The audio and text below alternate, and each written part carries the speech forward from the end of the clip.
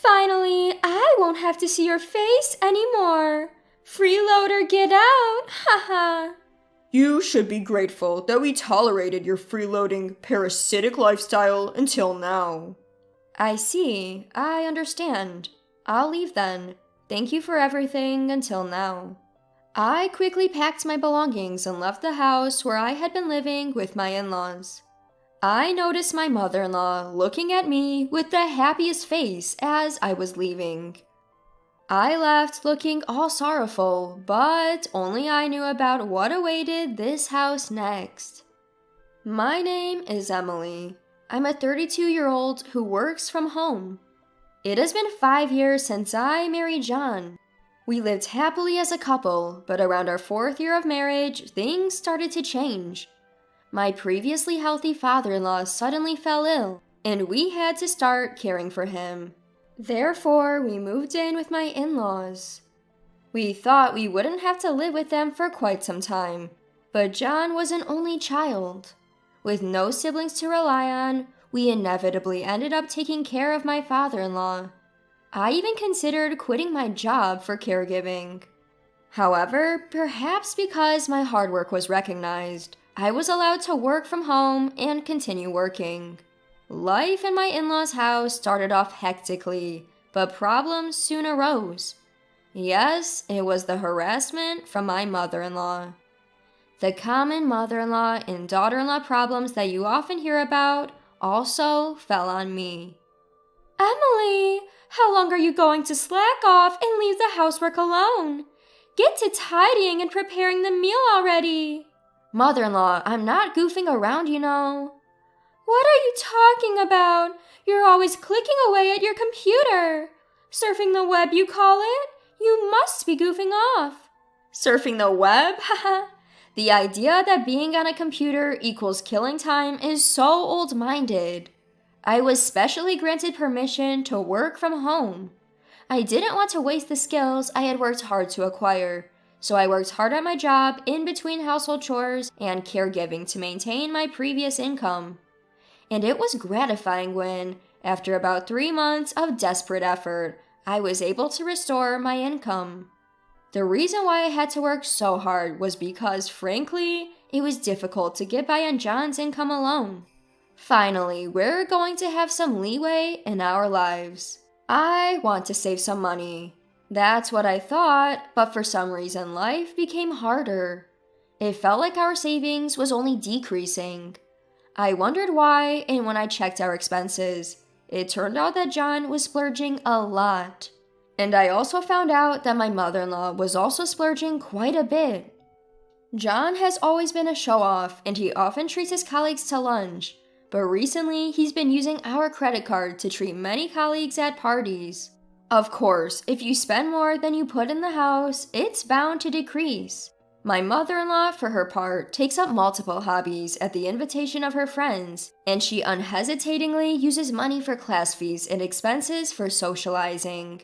With both my husband and my mother-in-law throwing housework and caregiving duties at me, and splurging as they please, I couldn't take it anymore. As I was covering all the living expenses with my income and couldn't even think about saving, I became anxious and decided to talk to my husband and mother-in-law. Both John and mother-in-law, you seem to be spending a lot of money wastefully lately. We're going to run out of savings at this rate, so could you please hold back a bit on spending? Upon saying this, my husband John and my mother-in-law strongly rebutted. You think I wouldn't care if my colleagues see me as a stingy man? You want me to get looked down upon? It's okay if you're not always the one to treat them. Besides, even if you don't show off sometimes, they won't think you're stingy. I'm always considerate towards the people at my office to make sure we all work well together. You wouldn't understand anything about work. It's fine to treat your colleagues to lunch, but how does taking your colleagues to a girls' bar on your dime relate to work? Aren't you just doing it because you enjoy it? How do you know that? You always come home drunk and happily report it yourself, don't you? That's just how much more fun he has compared to talking with you. Mom, you get it too, right? That's what I meant, haha. I too attend my classes to spend my dwindling time having fun with my friends. Are you telling me to stay cooped up at home? You're such a terrible wife. There's no reason for you, who don't even earn a cent and only do housework, to tell me what to do. Really, what is she thinking? Acting all high and mighty when she's just a housewife. I do work, and you guys know it. I'm earning and contributing to the household, you know. I'm also taking care of your father, not just doing the housework. Don't lie. My mom takes care of my dad, and since you're not even going to the office, you're not earning much, are you? Who the hell do you think you are? Getting all cocky just because you work part-time. Stunned, I was at a loss for words. It seems like this mother-son duo really didn't understand that I was truly working and taking care of the house and father-in-law, all while earning. Moreover, my mother-in-law seemed to have told John that she was the one taking care of my father-in-law, making me look like a lazy housewife. I considered leaving several times, but the reason I refrained was, of course, my father-in-law. My father-in-law has always been very kind to me since I got married to John, and he would always say, "Emily, I'm really sorry that a great daughter-in-law like you has to put up with so much." "Father-in-law, I don't mind taking care of you. What are you talking about?" I do feel guilty about needing care, but I feel even worse about how my wife and son are treating you. You're being taken advantage of, aren't you? Well, yes. With just John's income, we wouldn't be able to maintain a living. I know that it's all thanks to your hard work that we're getting by. Father-in-law, you knew? It turned out that my father-in-law had been aware of the household situation for a long time. And every time he needed care, he would thank me and speak to me with a kind voice. I loved my father-in-law, and I didn't find taking care of him a burden at all. What if I left this house? I was anxious about who would take care of my beloved father-in-law, so I decided to take care of him diligently until he passed away. And about a year later, my father-in-law passed away. During the funeral of my father-in-law, whom I loved so much, I cried the whole time. Seeing me, my mother-in-law coldly said, "Emily, why are you crying so much?" Without shedding a tear, my mother-in-law showed no signs of grieving for my father-in-law.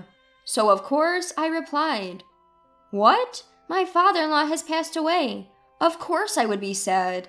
I've been taking care of him all this time." Upon hearing my response, my mother-in-law exploded in anger. "Gosh, as if I didn't take care of my husband at all." In reality, my mother-in-law hardly took care of my father-in-law. She took advantage of me, doing neither housework nor caregiving, and claimed she was too busy with her hobbies.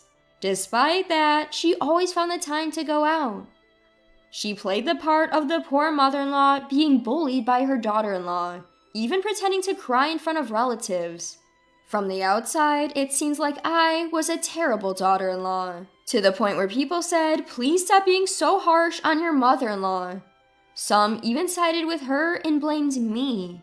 I was merely grieving the death of my father-in-law, yet even strangers blamed me. It pissed me off. I chose to stay away from our relatives. Then John, having noticed me, approached me to complain. "So, you embarrassed my mom in front of our relatives, huh?" "What are you talking about? I don't understand. I was just crying and grieving your dad's death. Then your mom came up to me making snide comments. That's all." "I heard you were talking as if she did nothing for my dad." "I didn't say such a thing. I was just talking about how sad I was that your dad, who I had been taking care of, passed away. Maybe it sounded like I was blaming your mom because she didn't do anything in reality." "Are you looking down on my mom?" "No, I'm just telling the truth.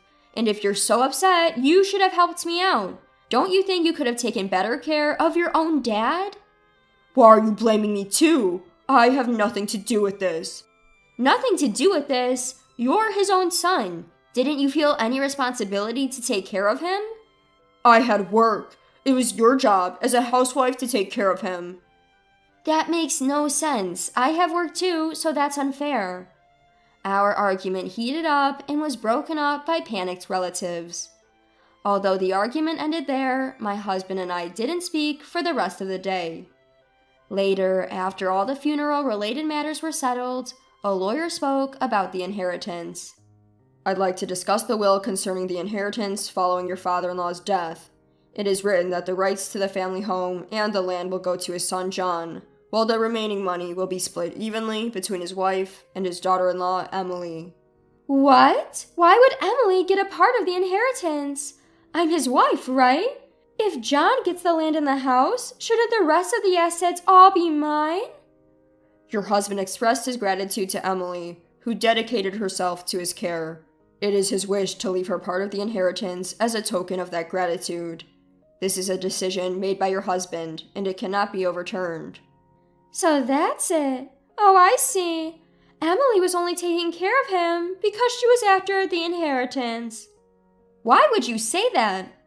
It must be. Why else would she dedicate herself to caregiving? I've had a good relationship with my father-in-law ever since we got married. I took care of him to repay his kindness. If you think it's impossible, why did you push the caregiving onto me, mother-in-law? How can you belittle me like that? Don't talk crap. I get it now, so keep your mouth shut. With our lawyer present, my mother-in-law couldn't say anything inappropriate, so she continued with a frustrated expression. So he decided that. Well, it's a token of appreciation for caregiving. I guess there's no other way. Then the lawyer continued with the discussion. May I continue? Your father-in-law left a note saying that Emily no longer needs to take care of him. At that moment, my mother-in-law's face, which had been bitter up to then, suddenly lit up with a smile. That's it. That's what it means. I understand now. Huh? What do you mean? Confused by his mother's excitement, my husband seemed completely at a loss. It means that Emily is no longer needed in this house, since she won't have to take care of my husband. The reason for dividing the inheritance was just severance pay, not gratitude. My mother-in-law twisted my father-in-law's will according to her own speculations. My mother-in-law misunderstood my father-in-law's will as my father-in-law and I had intended it to be misunderstood. Actually, there was a discussion between my father-in-law and me while he was still alive. My father-in-law wished to set me free from this house after his death. He planned to use his will to fool my husband and mother-in-law, allowing me to leave the house without any trouble. And just as my father-in-law intended, my mother-in-law, who was completely fooled, is trying to kick me out. While making sure they did not catch on to my true feelings, I pretended to be shocked by the will, saying, "Oh, Father, why would you do such a thing? See, even my husband didn't see you as his precious daughter-in-law. John, you don't need Emily anymore, do you? Just divorce her already." "John, you wouldn't say something like divorce, right?" I looked at John with tearful eyes. After a long pause, "Indeed, it seems better to divorce," he finally said. I've received the family property and Mom has got the money. I don't need to worry about care in the future, and I won't have any trouble with Emily." "What? I see." "That's how it is. Sorry, but could you leave me?" "Understood. I guess there's no place for me anymore here," I meekly said as I took a piece of paper from my drawer and handed it to my husband. When we had a fight before, there was one time I went to pick this up. That, of course, was the divorce papers. My husband immediately signed the divorce papers. "Finally, I don't have to see your face. A freeloader who doesn't work. Get out, haha." "Appreciate that I put up with a parasite like you all this time." "I see. Okay, I'll leave. Thank you for everything so far. Speaking of which, since the lawyer is here, I want to discuss. It's okay if there's no property division, right? I've received enough from my father-in-law's inheritance." "That's right. How considerate of you, Emily. I've been able to live on my earnings. It would be brazen of you to want more." "Well, you're right." "All right, the discussion is over. Please leave this house as soon as possible."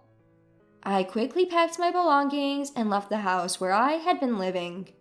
My mother-in-law was watching me leave with a joyous face beyond words, not knowing what awaited in this house.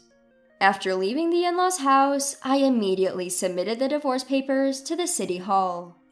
Arriving at the apartment I had rented in advance, I shouted in the wide room alone, Yes! I've finally been set free! I'm free! I just couldn't help but yell. I was so happy to be free from the painful married life. I can't thank my father-in-law enough, who planned the escape from that house. Since then, I've been enjoying a too comfortable life alone. I adapted to working remotely at my in-laws' place. But now that I left, I now have much more time to dedicate to my work. My income has increased due to that, and I'm able to live a luxurious life without being disturbed by anyone. One day, I got a call from my ex-husband, John. It's been a while. What brings you to call me? Emily, please help us. We're having a tough time making ends meet. Is this some kind of joke? Weren't you the ones who told me to get lost? Even though we're getting the same salary as before, for some reason we don't have enough money. We can't live like this. Oh dear, haha, that does sound tough. I decided to drop the final bombshell. Well, that's because my salary isn't going into the household anymore. What do you mean? Don't you understand? You couldn't afford your lifestyle just with your salary. All those splurging, and you never noticed? I couldn't afford our lifestyle with my salary alone? Of course not. You've always been squandering all your salary on yourself. The only reason we could get by was because of the money I was bringing in. You and your mother at your ages, your habit of spending is just ridiculous. What? So how much were you making, Emily? Let me see. Back then, it was around $4,800 a month, I guess? You were making that much? Yes, I was. Bet you didn't know that, did you? By the way, now that I don't have any hindrances, I'm making even more. Haha. Even over the phone, I could tell my ex-husband was shaken. Emily, how about we live together again? Huh? It was a mistake to kick you out. It's not too late to start over, right? What are you talking about? It's obvious you're just after my earnings. No, that's not it. I've realized that I still love you, Emily. Don't talk nonsense. I have no desire to return to your place. By the way, what happened to the inheritance your mother received? You should have plenty left from that, right? Well, it's nearly run out. There's no way. She got about $100,000, right? There's no way you could have spent all of it in such a short period of time. We enjoyed shopping and overseas trips. Also, we lost nearly half of it in casinos. Both of you are just hopeless. I'm speechless. I'm a stranger now. I can't do anything about it, and I don't want to. But don't say such cold things. Help us. I don't care. I'm ending this call. Don't call me again.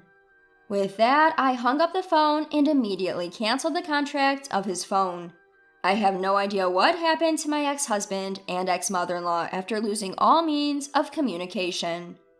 However, when I passed by their house nearly a year after that phone call, the place had been demolished. They must have had to let go of the house due to financial troubles. Well, it's none of my business anyway. As for me, I decided to spend my newfound free time on a new hobby and started attending a wine class that I had been interested in. There, I met a man 2 years older than me who was actively pursuing me.